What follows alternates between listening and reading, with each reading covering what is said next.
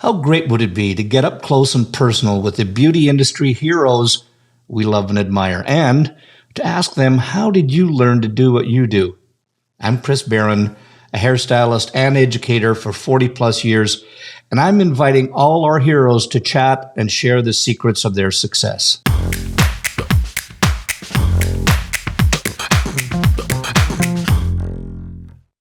Quick question.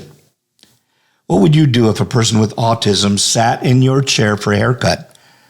What would you do if a sound that was in the salon triggered an episode with them and they started to holler, scream, or bounce, or just were terrified of a clipper? Would you know what to do? I have to say, that's why I'm so excited about the guests that we have on today, and welcome to another episode of Headcases, because this guest is not only a visionary and the founder and CEO of the Sensory States Solutions, and she's been in the salon for years. She's been around in the industry for the longest time, for 24 years. And beyond all of that, and just beyond her professional expertise that she has, she brings a deeply personal touch as a parent to a son with autism and the trials and tribulations that she had to go through, which we're going to talk about. She's dedicated the last 5 years to researching sensory state haircuts. Let me say that again. Researching sensory safe haircuts and refining the associated processes that go along with it. And in a remarkably short span of time, literally 18 months, she's led the organization to successfully certify over 2,400 providers across 12 states and 9 countries. She's established the Sensory Safe Solutions as a beacon of transformative support, so you and I know exactly what to do. So let's get into this week's head case. Kate Owens Heins. Kate, it is an absolute pleasure on here. And just so the listening and viewing audience knows that you and I had a bit of a conversation the other night, because I know that with you being a subject matter expert on this, I really wanted to make sure that we helped to get this story across. But it was absolutely a pleasure and an honor meeting you. And I tell you, we had so much fun. I know that everybody watching and listening now is just going to have just as much fun as we did. So welcome to Headcases. Thank you so much. And I felt the same way about our conversation the other night. And I always find it that way, and what I love that we're talking about today, and I want to get more into that, being about, that autism, the way that people view it, and especially if if you don't have a member of your family or your community in it, you don't understand it. Mm-hmm.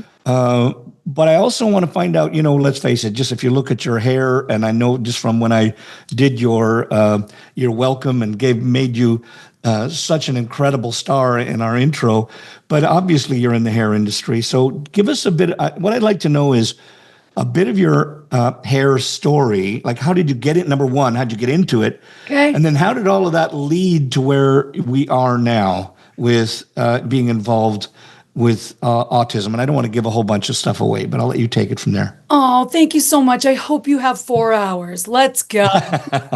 Well, I got a wine fridge right over here. And a quick couple deep parts over there and a couple cuts. I can always make sure I got lots of wine. Beautiful. So we'll buckle up and let's dig in, Chris. So I ended up in the hair world because of my beautiful, fantastic, fun-loving auntie. She was headed for Hollywood, and she modeled, and she was on Miami Vice, and to me, she always was a superstar, and she didn't make it to Hollywood.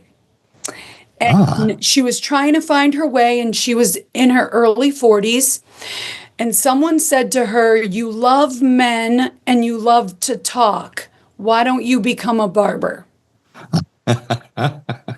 What was Auntie's name? Oh, well, we like to call her Auntie Tight Pants, but her no lie, but her real name is Auntie Donna.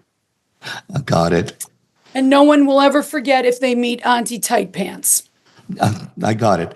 I don't think I will ever. I've never met her yet, but I don't think I will ever forget the name Auntie Tight Pants. Yes, my first ex-husband gave her that name so lovingly, and it stuck.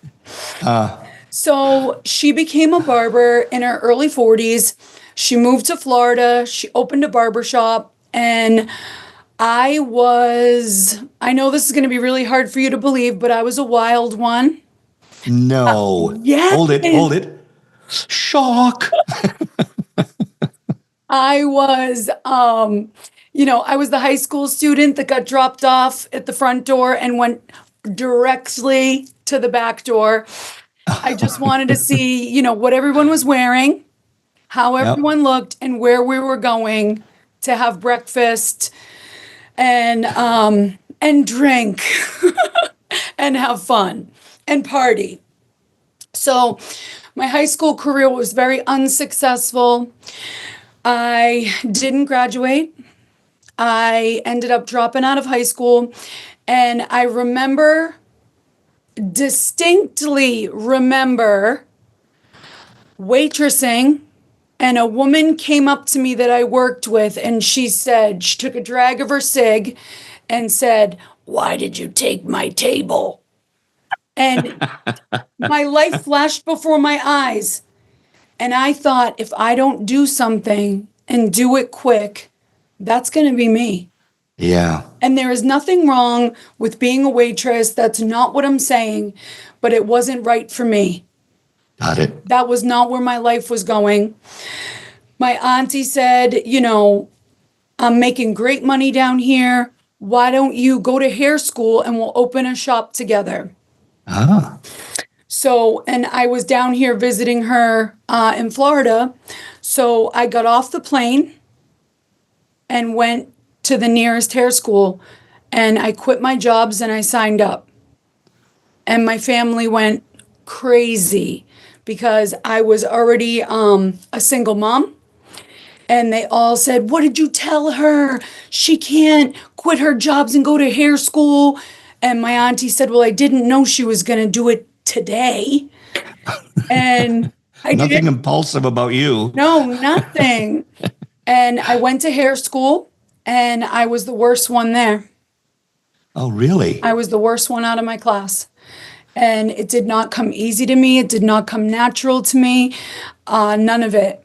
And I started hair school the worst one in my class, and I finished hair school the worst one in my class. And my grandmother let me use her credit card, and I went to Filene's, and I bought this beautiful suit and these beautiful shoes, and I went to this beautiful spa, and I interviewed, and I got the job. And it was definitely God. And I worked for these 3 amazing owners that taught me so much. They had 63 years between the 3 of them. And they used to say, "You tricked us. You showed up in that suit and you tricked us." And I learned so much from them. And I moved to Florida. I packed up a U-Haul. My auntie said, "It's time." I bought the barbershop.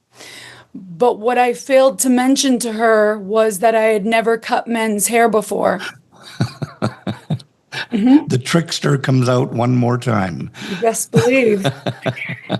And I moved to Florida to her little bitty barbershop after, working at this beautiful spa in Waltham, Massachusetts. It was right on the Wellesley line, and it was very upscale. And I showed up at this little bitty barbershop, and I said, "Well, Auntie, what's the phone number here for my cards?" And she said, "Oh, we don't have a phone number."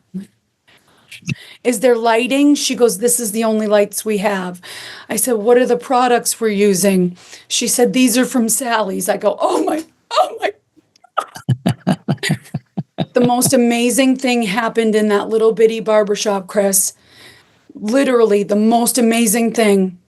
While I was there working in that little bitty barbershop that didn't have a phone line and didn't have good lighting, the most incredible thing happened. I found my guide. As I was cutting, I held up the hair and I was like, oh, that's the guide. That's what they've been talking to me about. And I was already 4 years in. And Wow. for 4 years, I made up haircuts and cried every single day. But I had no other options because this was it. I was going to Yeah. do this or die. And in that little barber shop, I found my guide, and I found that if you held your fingers like this, it made the hair go like that. And oh I was mind blown. Found that guide, and my career skyrocketed because now Yeah. I had confidence, along with my great skills of faking it. And the fact I could talk to people and I could make them feel good when they were with me. And from there, my book blew up. I ended up working with my auntie as long as we could without killing each other. And I don't know if you've ever had the pleasure of working with family.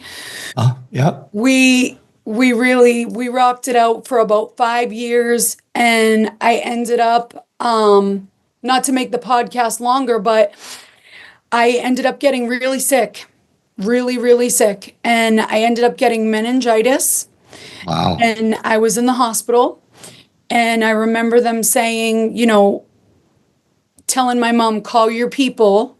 We don't know why she's not getting better. And I was kind of in and out.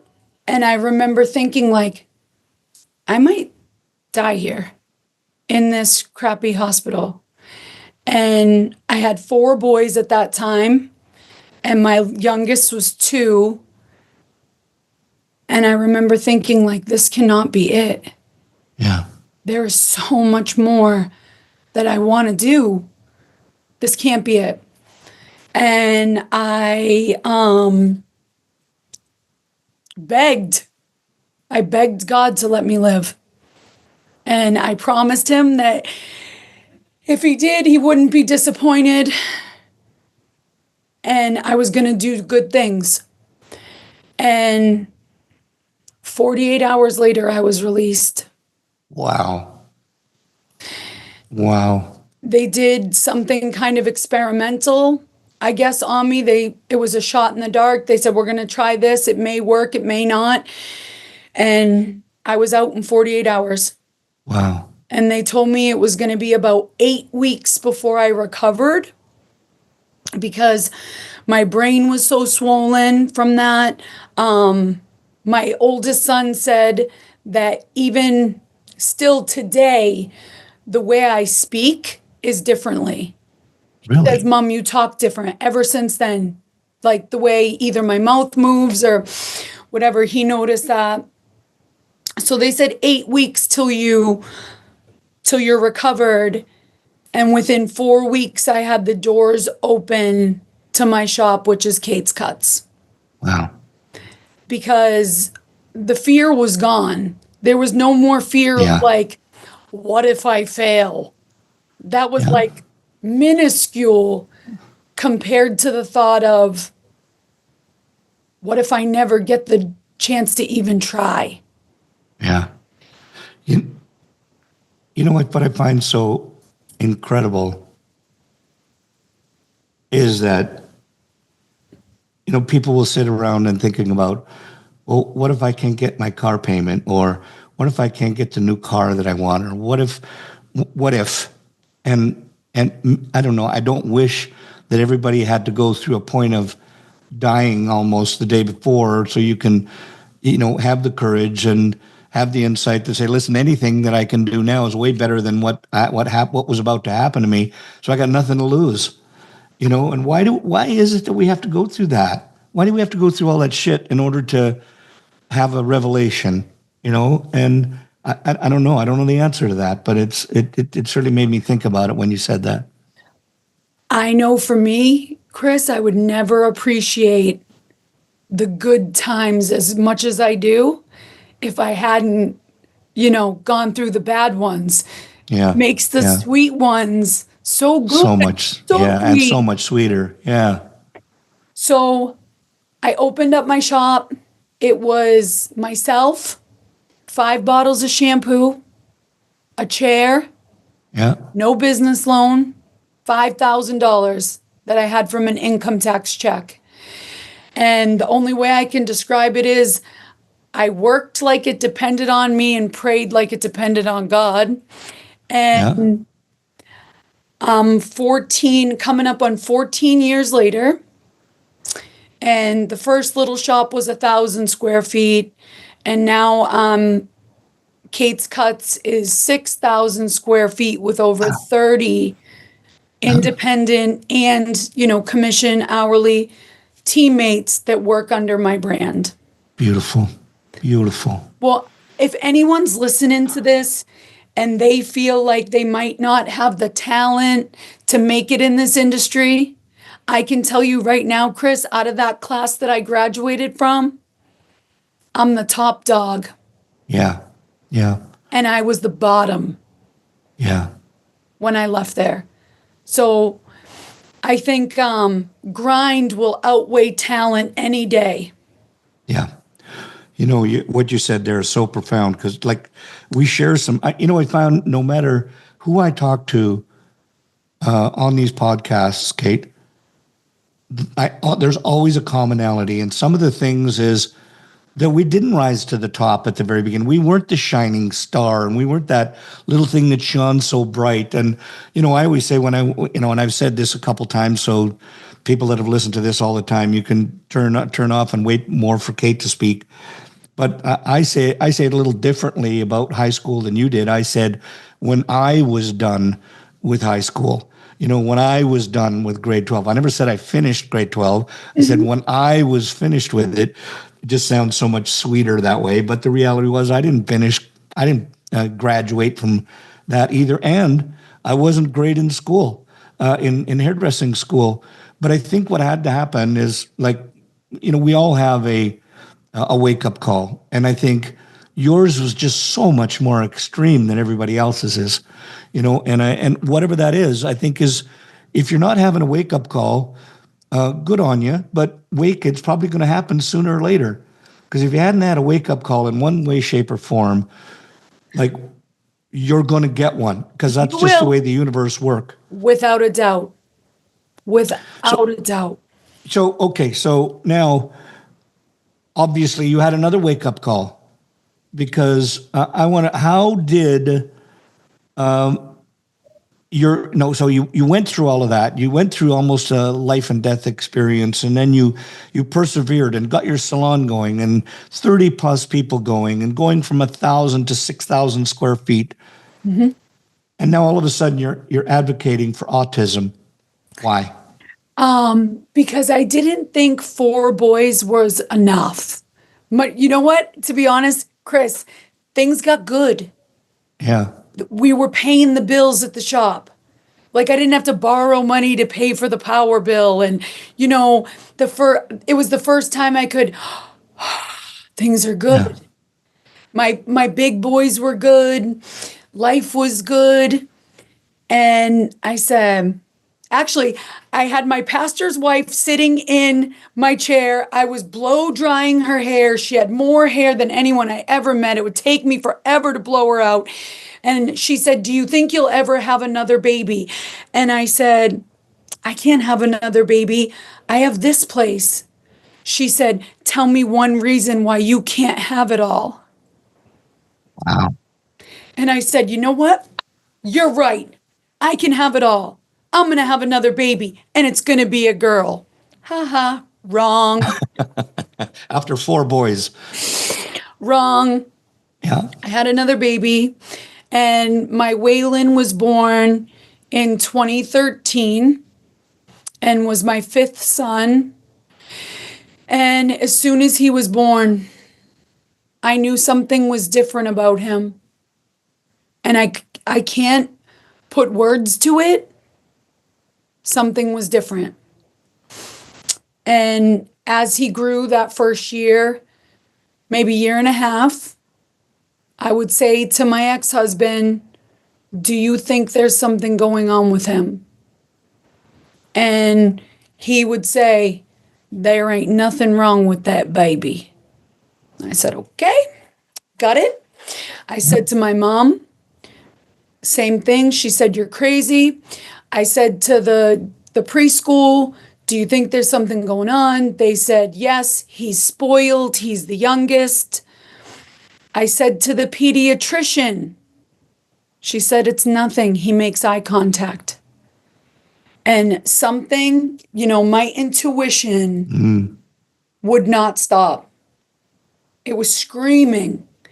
And as soon as that baby could sit up, he was rocking.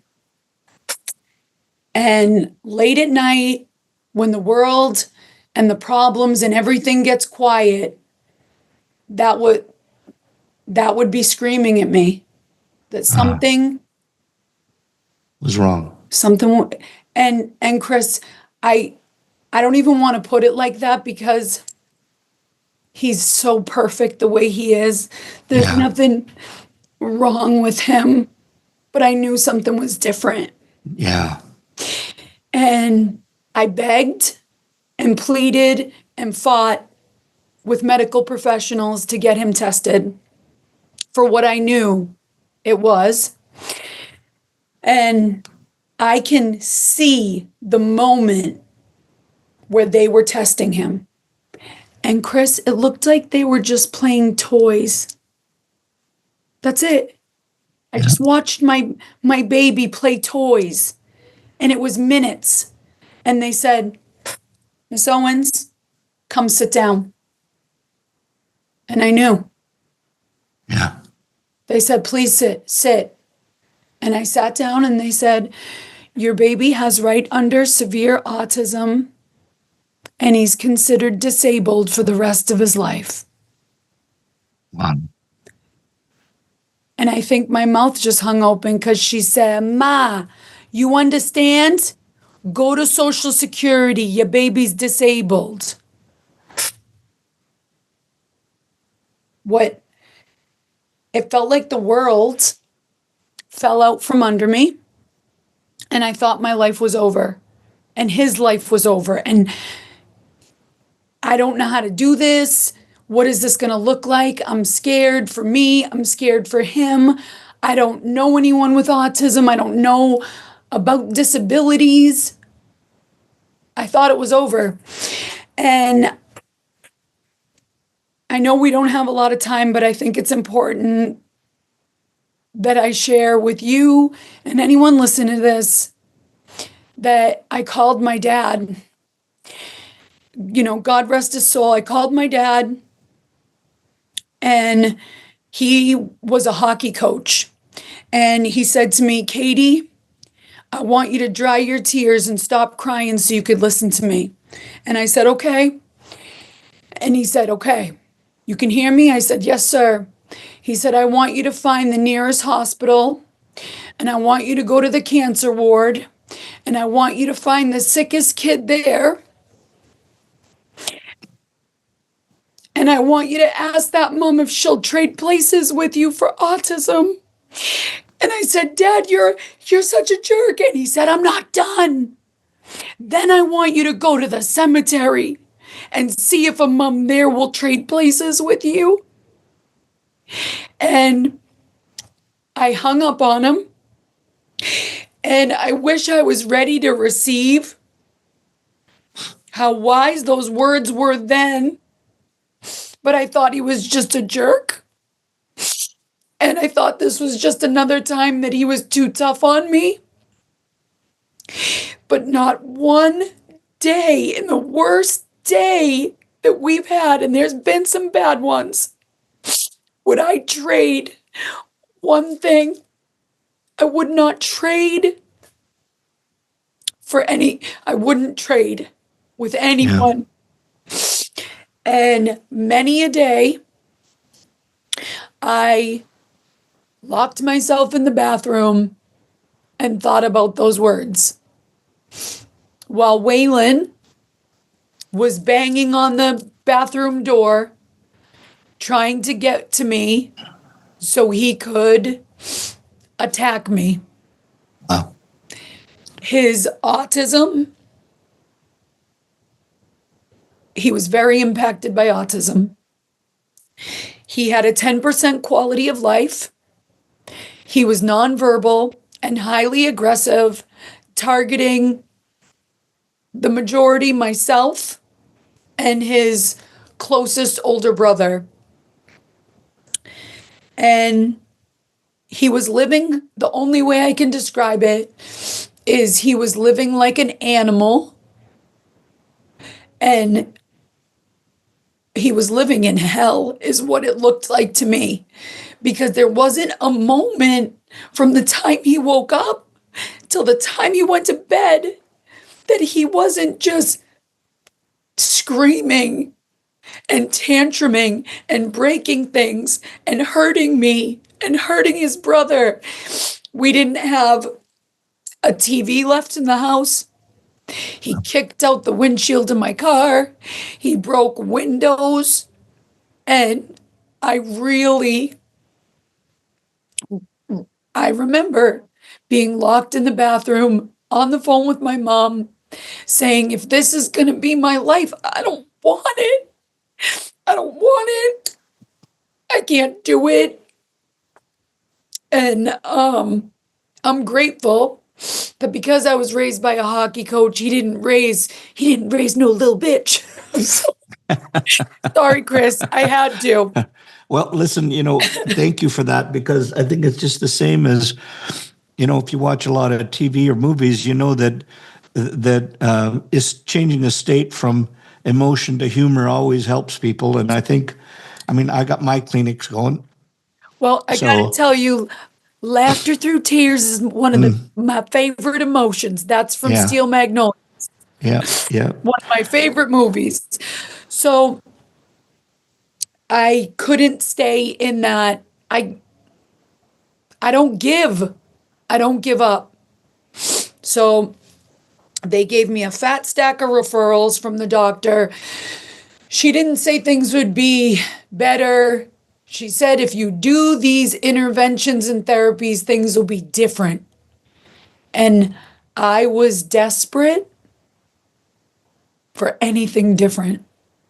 So I put my other boys to the side. I put my business to the side. I put my ex-husband to the side. I put the size of my jeans to the side because I'm always obsessed with how my weight, everything, nothing else mattered besides improving Waylon's quality of life. That was the only thing. And we did behavior therapy, speech therapy, equestrian therapy, occupational therapy, music therapy, art therapy, swim therapy, play therapy, pet therapy. We didn't even have a pet. If it said therapy, I put his name on it. I think at one point we tracked that we were driving 700 miles a week to get him to all these places. One of the therapies said, we're 30 hours a week and we're in your home. And by the way, it's with you. We're not working with him. You're going to be with him for the rest of your life. You need to know. So I had a new 30-hour-a-week job along with all those therapies and, managing the salon and the rest. Well, it's the best thing I could have ever done, because in 1 year, he went from a 10% quality of life to an 80% quality of life. He started talking. He showed us his little personality. That I can't imagine what my life would be like if I never got to meet the real him. Oh, my life wouldn't be near as amazing. And he became amazing. And his life got good, so my life got good. And I looked around, and I didn't like what I saw. And I saw a bunch of his peers that looked like hell. And I couldn't understand why.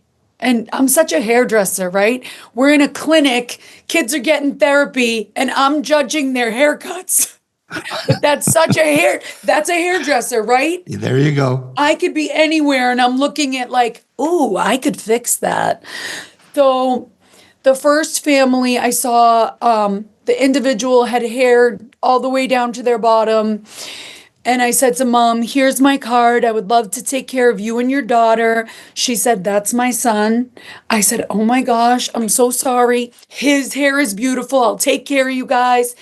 And she gave me an attitude and said, no, thank you. We've been kicked out of a salon and no thanks. We won't be back. That's why his hair's long. And I was like, okay, she's not very nice. Fine. The next friend I saw, it's the kind of haircut that you would see in your nightmares. It makes your scissor hand quiver. You just want to take your thinning shears, like 3 minutes I can make you look amazing. Let me be the hero. Come here. Real hard kitchen shear bangs that are crooked, cuts on the side that I could see, and then the back was just long. And I said, oh, hey, Mom, I have a salon in Bonita Springs. Here's my card. I would love to take care of you guys. And she broke down and started sobbing and said, I can't do that to him again. And I said, what? She said, to cut his hair, it took 4 people to hold him down, and he didn't stop crying about it for months. And I was like, what? That's 2 families that I speak to. The next time I saw my friend that had hair to his backside, I started crying. And I said to the woman next to me, what happened to him? And she laughed and said, you didn't know? That's the official haircut of autism. They shaved his head to a number 1. He had hair all the way to his backside and shaved his head to a number 1. And the only way I can tell you what it felt like to me was sheared like a sheep. And that is the official haircut of autism. Gross. Like, come on. You've got to be kidding me. The industry that I love, that has fed every dream I've had, that's the official haircut of autism? No, not anymore. Not in Bonita Springs, Florida. Not anywhere in Southwest Florida if I have anything to do with it. So I opened up Kate's Cuts for Sensory Safe Sundays, and it boomed. And we didn't know what the heck we were doing. We just weren't holding anybody down. And we were telling Mom, you're safe. Come on, I don't care if your son spins.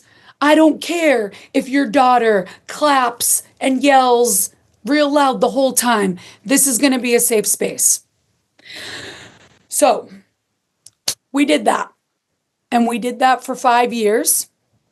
And we did about 5,000 hours worth of sensory safe haircutting. And during that time, I had a really hard time with my school system. And I was trying to fight for all these things for Waylon, and his quality of life was deteriorating, and I was watching him regress. Anyway, long story short, I had to sue my school county, my school system, the whole county, and the money that I got to do that was from my dad's life insurance. And I was scared shitless. And I said, I can't sue a school system without my dad. And my bestie said, well, you're going to have to, because He's gone. And I did, and I won, and they gave me everything I had been asking for about 5 years. And they gave Waylon everything, and they rolled out the red carpet for him. And you know what, Chris? That made me mad. Because why do I have to sue you for you to do what the federal government says you need to do anyway? And how about the bunch of kids behind him that their parents might not be brave enough to sue you or have the money to sue you or the time or whatever, and it's not okay. So I went to school. I went to some school board meetings, and I started getting rowdy, and I started speaking up, and I started fundraising to help other parents sue the school system and make things right for our most vulnerable population, and that is the population that doesn't have a voice. Yeah. The most vulnerable. Now, because of my big mouth, I was invited to National Developmental Disability Day of 2023 at Florida's Capitol. And I got up there and I was very inspired because I felt like there is real change that can be felt at a big level. And that's what I want. And that's what I'm here for. I'm here for change. And I thought, this is where I want to be. And while I was there, I met my curriculum writer, and she is an autism specialist. She's an RN. She was a professor that taught American Sign Language. She's a board certified behavior analyst. She has so many letters behind her name, they don't all fit on her business card. Wow. And she lived one city away from me. And I met her at the Capitol, 6 hours away from my house. And we talked, and I said, I'm teaching a class at Paul Mitchell, the school, Fort Myers. And I think I want to talk about sensory safe cutting. Would you like to join me? And she said, yes. And I said, great. Here's the date and time. Meet me there. And I drove home from Florida's Capitol, deciding on how I was going to get out of hair and into legislation. And I heard a still small voice that asked me, had I done enough in my lane? And I know exactly what my lane is. My lane is hair. Yeah. My lane is the industry that I love. And I thought, nope, I haven't done enough. Yes, I've provided sensory safe spaces in Southwest Florida, but autism isn't just in Southwest Florida. It's everywhere. Yeah. So I surrounded myself with women like Christine Mon, my autism specialist, and we wrote a curriculum. And she asked me a really great question, Chris, and she was really surprised. She said, tell me what other industry professionals are teaching about autism in your industry. And I said, there's none. And she had the nerve to roll her eyes at me, Chris. And then she said, well, what does it say in your textbooks? And I said, Christine, it says nothing. I said, actually, I take that back. There's one sentence. It says you may have clients that have disabilities. You will have to make accommodations. She rolled her eyes and did not believe me. And she found out that I wasn't making up stories. I will say there is no curriculum out there. But there are a lot of people that want to help individuals on the spectrum. There's beautiful people all over this world that might specialize, that do specialize in sensory safe cutting. But it can't help me, Chris, if I'm in Florida and me and my baby live in Florida and the person that specializes in sensory safe cutting is in Chicago and in Colorado. Because autism is not choosy. Yeah. And I believe that this curriculum needed to get out there and needed to get out there in a big way. So we formed the nonprofit in June of 2023. We taught our first class in September of 2023. And since then, which is about a year and a half ago, we have certified 2,460 sensory safe providers through 32 states and 9 countries. And we have 30 regional educators. Wow. And it has grown and it's evolved and it's been my life's dream. Yeah. I bet we have something in common. I have this love-hate relationship. I hate paying for something that I'm not using. I hate working in a small, cramped box. Yet, I love working in a cool salon that impresses my clients, and I love the culture and synergy of a team while enjoying the freedom of being my own boss. You too? What if all that was available to you at the salon you rent from? Meet Artist on Go, a game-changing way to rent salon space. With Artist on Go, you only pay for the time you're behind the chair. You can choose a salon that fits your vibe, location, and amenities. With Artist on Go, you're a part of a stylist community, not hustling alone. Plus, you get to enjoy perks like clean towels and back bar supplies. Check out Artist on Go, built for stylists serious about their clients and growing their brand without the hassles of managing a space. Here's the kicker. You can save more than 50% on your rent. To find out more, go to bit.ly/artistongocb. That's bit.ly/artistongocb. I wish I had a hat on right now because I'd take it off to you. But I'm actually even a bit dumbfounded by this whole thing simply because, number one, especially at a time like now when diversity and inclusion and all of that is so high on the radar of everybody that's out there.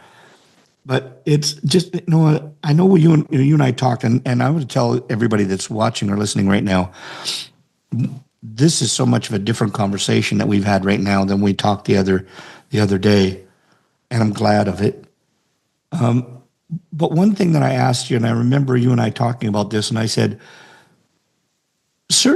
let's face it, if I'm just going to give something really simple that you can use as an analogy.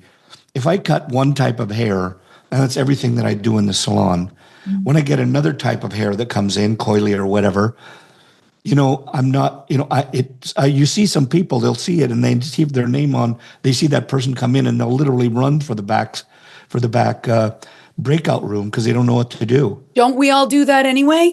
We have a stylist that is afraid of a clipper cut. We have the stylist that says, I don't perm. And, we have people hiding in the cupboards and in restrooms. Up in the corner of the ceiling, they're hiding to not get the haircut. And yes, we have the stylists and we have the barbers that don't want to cut kids and would be very uncomfortable cutting someone that has a disability. Yeah. So what do you say to those people? I mean, you and I know there's a simple answer to it, but they have that. And what do we say to those people? Like that. Yeah.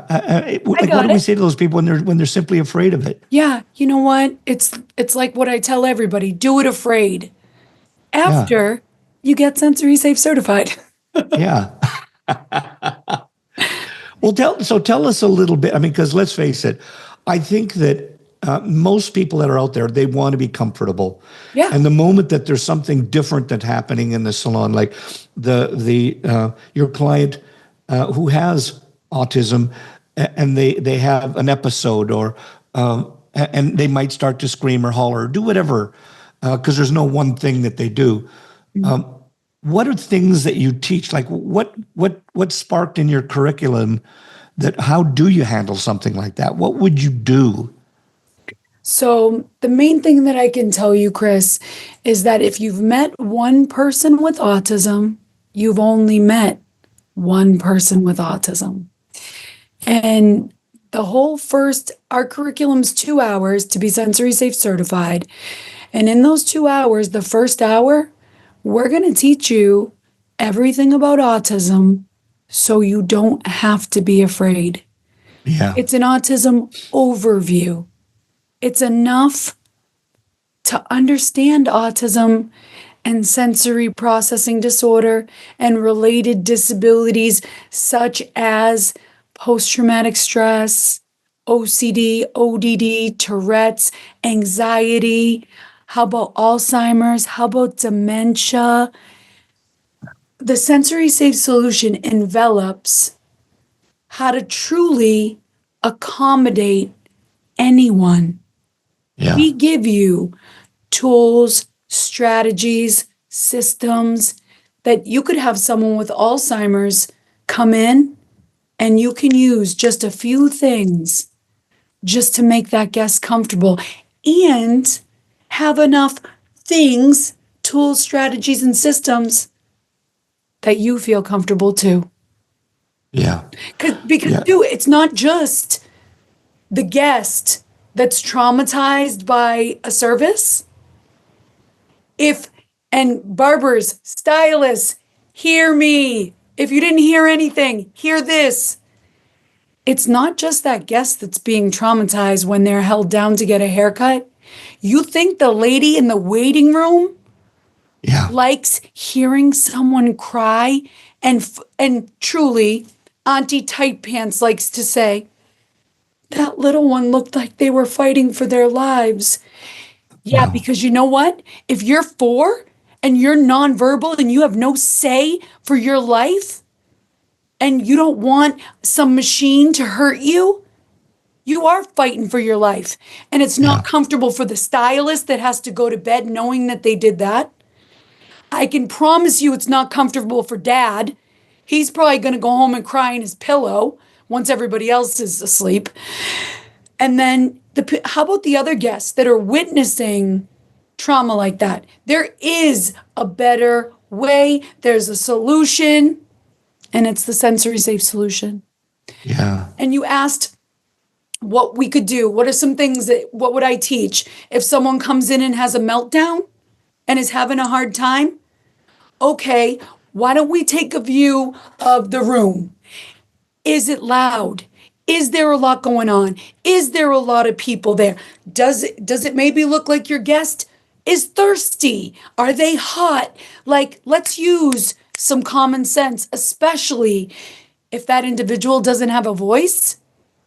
Come on, let's use Yeah. our common sense. What does it, how does the room feel to you? Is it really crowded? Is there 8 blow dryers, clippers, and then is there really loud music? Maybe they need a break. Yeah. All Is that little things like that. well? That's what like what I'm doing is listening back to when you talked about sensory Sundays, sensory safe Sundays. Is like that because that way you can specialize the day for somebody that's coming in. Now, somebody might say to you, well, yeah, but I can't open up just on a Sunday for one or two Correct. people. But you could do it at the end of the day You or know the what? very beginning of the day. You want to be amazing? You want to really be a day maker? Come in early, stay Yeah. late. Pick a day that the shop is quiet. Set your alarm for 30 minutes earlier and come in early to make someone else comfortable. And I think for a lot of years, I was behind the chair and said to people, come on over, sit here. This is how I do things. Put this cape on like this. This is how I do things. Yeah. Not, is this comfortable for you? Yeah. Does this feel good to you? And I think of all the individuals that I've experienced over 25 years behind the chair. I know exactly which guests I could have accommodated at a higher level. And I'm going to use an example. She would come in and her husband would have to come with her, and he would have to sit on a stool as close as he could get to her, and he would hold her hand and say, "We're okay. This is fine." She obviously had anxiety about getting her hair cut. Never once, Chris, did I say, did I sit on a stool, get eye level with her or lower, and say, "Is there anything I could do to make your appointment more comfortable? Is it better for you to come in when it's quiet? Would you like me to turn the music off? Would you like me to cut you in the hallway, in the parking lot, when I'm closed?" How selfish of me to never think to ask someone that, because that's the true essence of accommodations. Them not meeting us where we are, we meet the guest where they are. Yeah. You know, you said something earlier as well that made me think about this was anybody that's listening right now could be going, well, quite frankly, they'll say this is common sense when you talk about that with a machine close to their head. I've had that, and I might have been scared of it as well. Mm-hmm. But we've got to remember that all of those emotions, I'm guessing, you help me with this, are magnified exponentially. Like where we would go, okay, that's loud. To them, it's like somebody's screaming at the top of their lungs in their ears. Is that a fair assumption?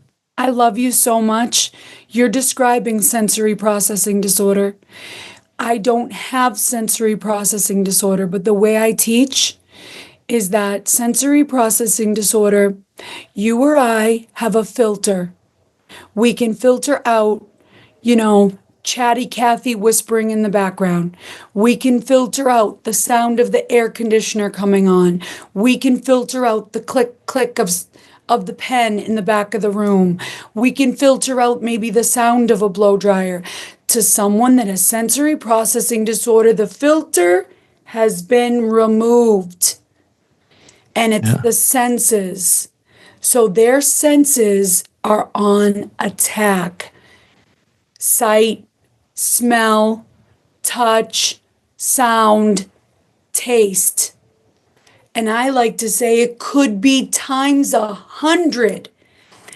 The definition says that sounds could cause so much anxiety that it even creates physical pain. Wow. So that's what I would say to someone that said, "Oh, I thought that it made me scared too." Yeah, well, do you have sensory processing disorder? Is it times 100? Have you been held down and had something scary put up to your head? And I did this at one of my classes.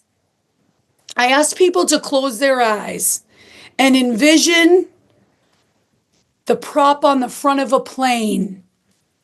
That feels so loud. It feels loud. You can feel the sound of it in your chest and the wind. You can feel it. Your hair is blowing all the way back. Now lean your head towards it. Yeah. Is that what clippers sound like times 100? Maybe.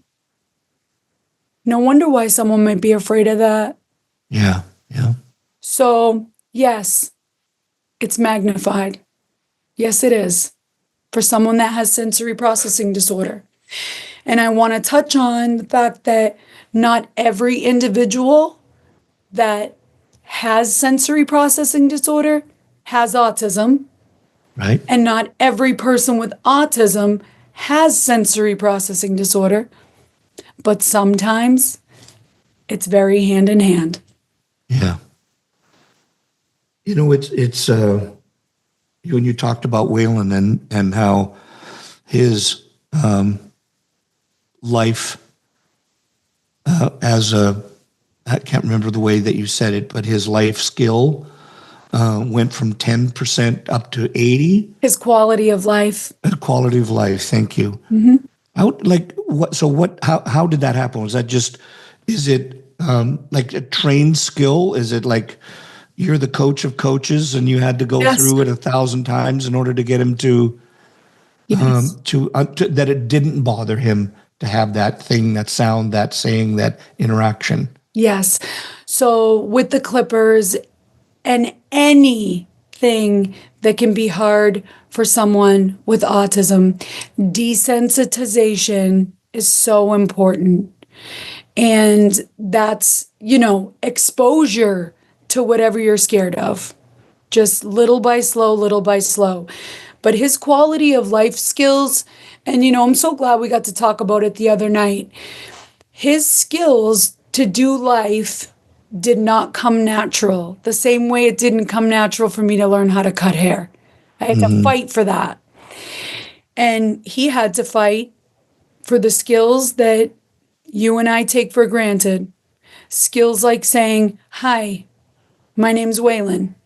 We fought for that. Skills like making a friend, making friends, playing with other kids. He had to learn how to do that. He had to learn, we had to coach and practice the grocery store. We had to learn and practice driving in a car. And all those things we just practiced over and over and over and over again. But the thing about Waylon is once he's got it, he's got it. And he's something. He really, really is, Chris. He's something special. And it was a lot of work. And I want to describe the first time, if it's all right with you. Yeah, go ahead. The first time I thought, oh my gosh, there might be light at the end of the tunnel. This woman was 6'1", and she had told me that for this therapy, the wait list was a year. And I didn't have a year, Chris. Everything that I read said early intervention was key. You have a time frame. You have from 2 to 5 to really rewire the way the lobes of his brain spoke to each other. And I called the place every day, and my dad would say, "Call again." And I say, "Dad, they're going to hate me." He said, "Call again, call again, call again." So I did. And I didn't wait a year.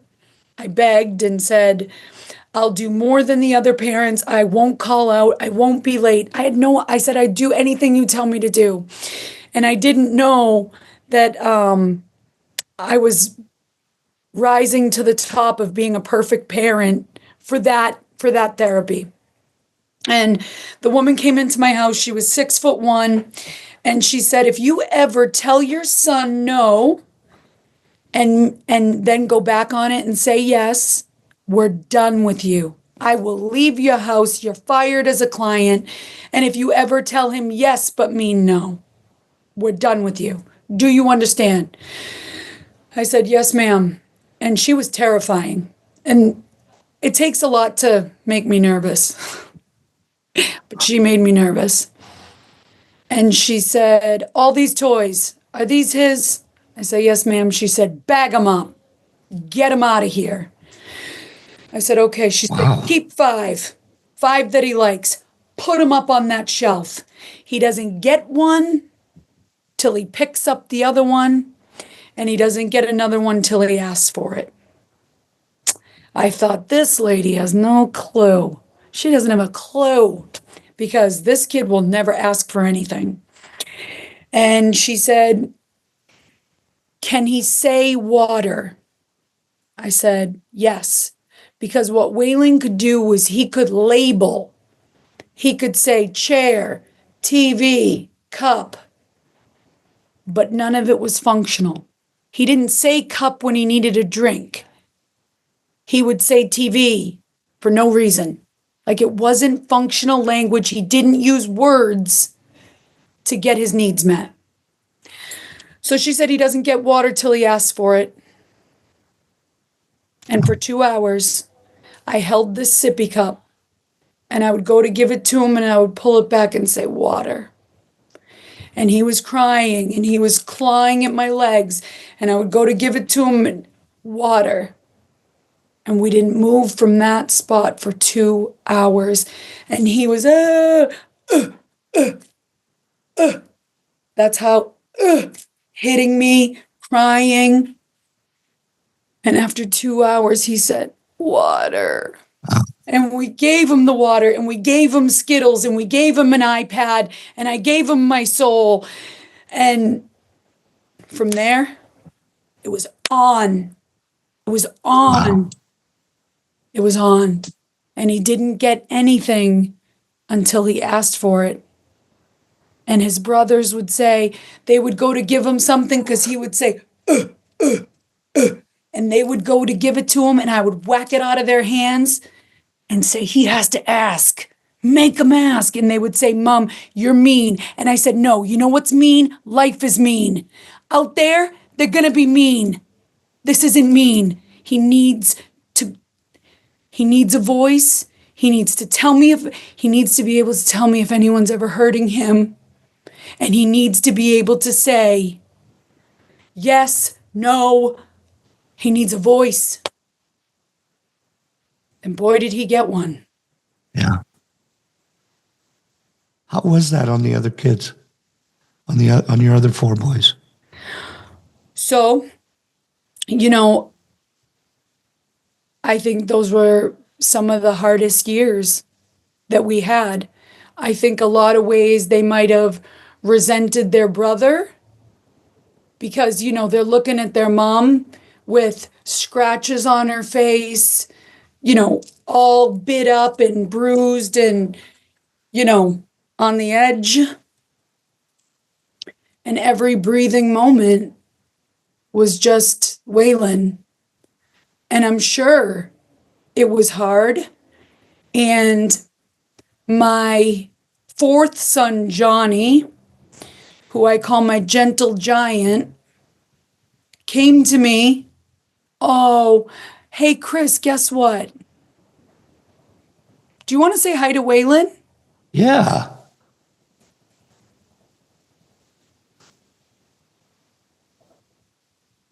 Hi, beautiful. Oh, it didn't come through. I don't know what happened. I'm so sorry. Oh. Well, it's funny that came up because I was thinking at one day I want to be introduced to Waylon so he can say, "Hi, Chris. My name is Waylon." If I know Waylon, he's just like his mother. He'll call back another 10 times.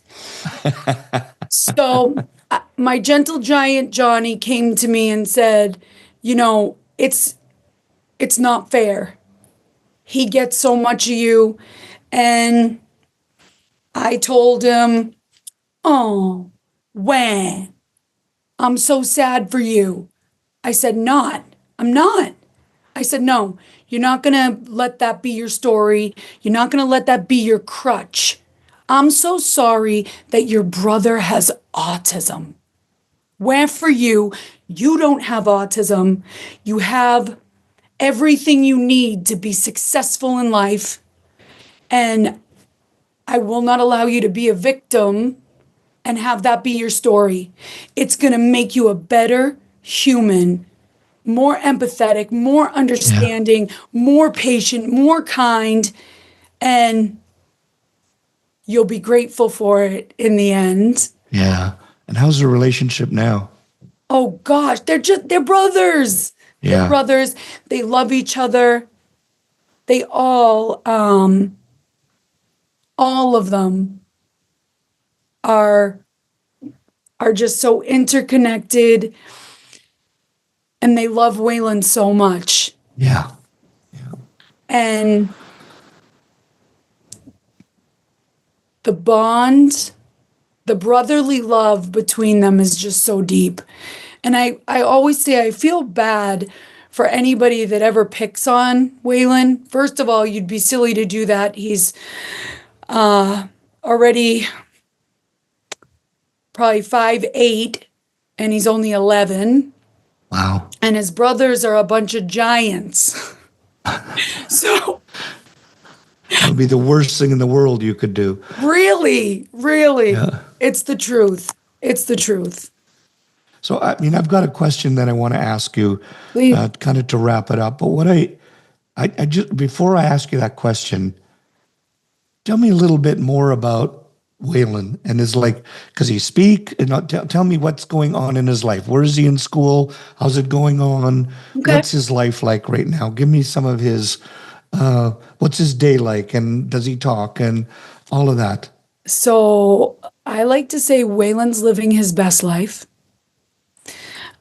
He still goes to the same school that I sued. Are you welcome there now? Listen, you throw some money in a lawsuit, it's like they roll out the red carpet Yeah. and you're treated with excellence, but you know, you and I both know everyone should be treated that way. Yeah. He's living his best life. Good. He has his own office at school. No joke. They call it Waylon's office in the classroom. It's in the back, and I guess he holds court there. And he likes to make the announcements at school on the microphone. He likes to do the Pledge of Allegiance. Awesome. He likes to be in charge and let everybody know what they should be doing. He loves his family. He calls my family, we're really, really close, but he calls us his characters. And he says, I want all of my characters to come over. And that just means he wants his auntie tight pants, his nana, his brothers, and he really loves his family. He loves coming to my shop and seeing what he calls all of his friends, Awesome. and they probably are. Yeah. They probably like him better, which is just fine. He has a phone. He texts messages. He calls people. My sensory safe board, a lot of them he'll call on FaceTime. Hi, what are you doing? Do you want to come over? He's just beautiful. And he was just invited yesterday to be on the news and part of the marketing for a dentist that's here in Naples, Florida, for special needs patients. Oh, that's awesome. And I'll tell you that 3 appointments ago, he wouldn't even sit in the chair. But he thinks so highly about being recorded and having a microphone and being a superstar that he said, oh, yeah, I'll do that. Yeah, I'll do it. Walked in, was so happy, got right in the dental chair, was smiling. And he has just come so far. And the things he does,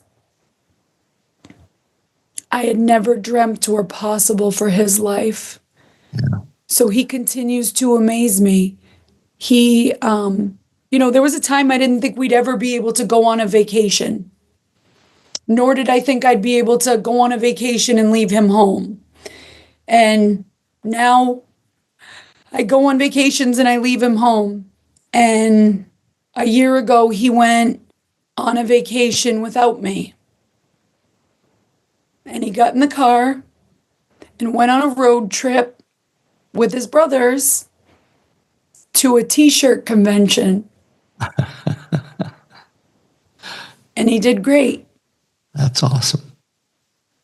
Really? I'm going to ask you that last question in just a second, but I just, for anybody that was listening, and there was some tough moments in there that we talked about, especially when you have to say to your, whatever, I don't know the ages that he was at, but when you had to talk to your gentle giant son and say, shame on you in essence for thinking that that's your story when you don't have autism and whatnot. And somebody that's out there might think that's cruel as a parent. Good. But They can think that. Good. Yes. But the point is, here's the point I want to get to. That Waylon wouldn't be who he is right now if he didn't go through those moments and hadn't had the courage to do those things and say those things and not give him the water until he said water. Because I would have probably caved, and I would have probably got kicked out of the program. So I take off my hat to you, same as I'm sure many people listening out there right now will as well. And I just want to say thank you. And that doesn't deserve a response because I think that you are an amazing person. Thanks. But my last question to you is this. That Kate, that just before if you had to talk to your young self at say 15, knowing what you were going through and had to go through and knew the results that you would get at the end of it, what would you say to Kate? It's going to be okay. Just do the hard things. Work hard, and it'll be okay. Work hard, everything will be okay. Amazing. That was one of my dad's favorite things to say, Chris. Yeah. Well, you had an amazing father that helped to get you through that. And sometimes tough love is things that we have to go through when the times are such that we have to go through those moments to get growth and become a better person. So, Kate, for all the insights. Oh, I have to say this. Yes. How do people get a hold of you? Because let's face it, after they've been through this, people are out there going, so where can I get this education? How can I get this course? Where do they go? So you can find us, The Sensory Safe Solution, on Instagram, Sensory Safe Solution on Facebook, our website, thesensorysafesalon.org. All my contact info is right up there. And please join this mission to revolutionize the way our industry accommodates those on the spectrum. Yeah. Because that's my mission, Chris. Yeah. I want it's such a big goal, but I love to say it out loud because it makes me a little scared. I want to make sure that every stylist, barber, nail tech, massage therapist, esthetician, lash tech, makeup artist, like braider, knows how to service everyone inclusively. You know what? And the other things are in there too. Tell me. Students in schools. That's where it is. Because it's not old dogs like me behind the chair. That's the future of our industry.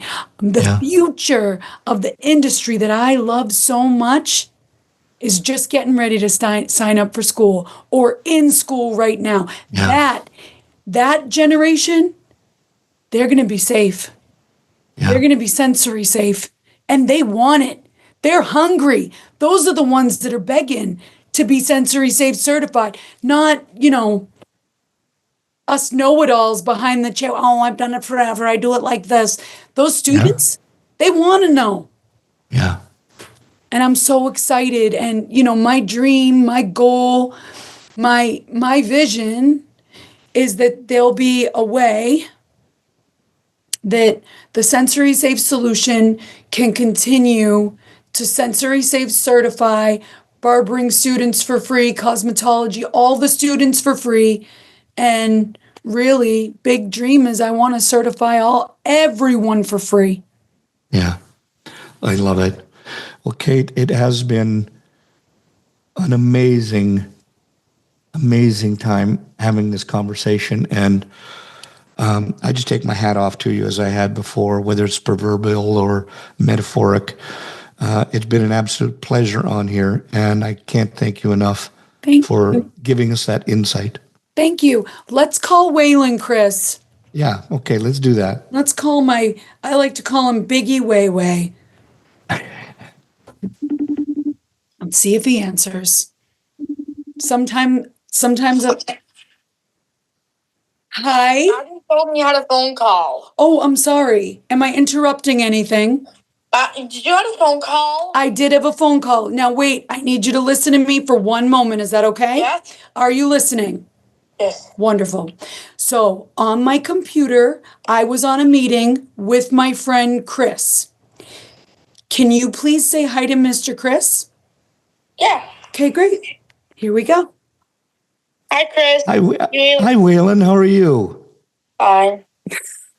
That is awesome. I understand that your mom tells me that you are an incredible human being, so I just wanted to meet you. Okay. So, Waylon, will you tell Mr. Chris what I do when I go all around and teach people? What do I teach people? Not be afraid of the dentist. Nope, not the dentist. That was yesterday. Not be afraid of haircuts. We help kids There not you be go. afraid of haircuts. All right, baby, I'm going to see you soon. I love you. Okay, hold on, Chris. He's got a question. Go ahead. Yeah. Mom, when you're done at work, can you go to the store and get me Cinnamon Toast Crunch? I would love to get you Cinnamon Toast Crunch. The answer is yes, sir. Yes, sir. Love you. Love you. Love you. Bye, baby. I can't think of a better note to end on than that, because now we know where Waylon is at right now. Waiting for Cinnamon Toast Crunch. Life of a king. There you go. All right. Kate, thank you so much. It was an absolute pleasure. Thank you so much, Chris. I really appreciate it. Thank you for everything tonight, and thank you for everything you've done for our industry. Thank you. That means a lot. You're Thank a legend. As are you. Thank you so much. Thanks again for watching this episode, and if you liked what you heard, remember to smash that like or follow button depending on your preferred platform, and make sure to share it with anyone you know that might be a fellow Headcase. Headcases is produced by Cut Action Media, with Marjorie Phillips doing the planning parts, Lee Baran on the video bits, and Adrian Taverner mixing the audio jazz.